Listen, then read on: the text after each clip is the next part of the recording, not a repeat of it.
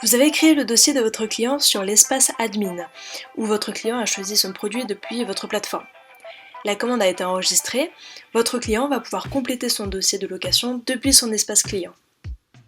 Grâce à l'interface, le client va pouvoir suivre toutes les étapes de son dossier. Le dossier étant bien enregistré, il peut à présent compléter ses informations personnelles, comme par exemple son revenu, son emploi ou encore ses informations bancaires. Vous pouvez apercevoir ce bouton qui va guider le client à chaque étape. Le troisième point ici est le paiement des frais de service. Il correspond à notre rémunération, c'est ce qui nous permet de couvrir le temps de gestion du dossier. Ensuite vient la signature du bon de commande. Toutes les signatures se font de façon électronique. Le client est redirigé vers son document, et après avoir lu, il renseigne ses coordonnées téléphoniques et reçoit un code par SMS.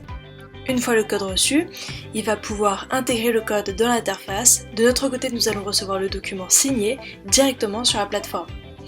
Les pièces justificatives demandées varient en fonction du client. Pour un particulier, nous aurons besoin d'une carte d'identité, du RIB, un justificatif de domicile et un justificatif de revenu. Si c'est un professionnel, ce sera plutôt une carte d'identité, un RIB, un CABIS et un bilan. Si c'est une profession libérale, dans ces cas-là, nous aurons besoin aussi d'un avis d'imposition. Une fois le dossier complet, il est envoyé en étude financière. Il faut compter entre 24 à 48 heures ouvrées pour l'étude. Si l'organisme de financement a besoin d'informations complémentaires, nous nous adresserons directement au client. Si le dossier est refusé, nous procéderons à l'annulation du dossier et remboursons les frais de service qui seront reversés au client sous 48 heures ouvrées. Si le dossier est validé, alors vous recevrez une notification par mail, ou bien vous pourrez suivre le dossier depuis le tableau de bord, procéder à la livraison et ensuite l'enregistrer en étape 7.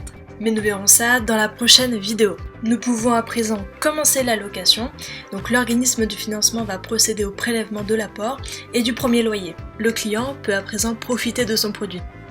En fin de location, nous informons le client que ce contrat arrive à terme. Un rappel sera envoyé à vous et au client, premièrement 3 semaines avant la fin du contrat, puis 1 semaine avant la fin du contrat pour que vous puissiez convenir ensemble d'une restitution ou d'un accord commercial. Une fois l'accord trouvé, le contrat sera alors clôturé.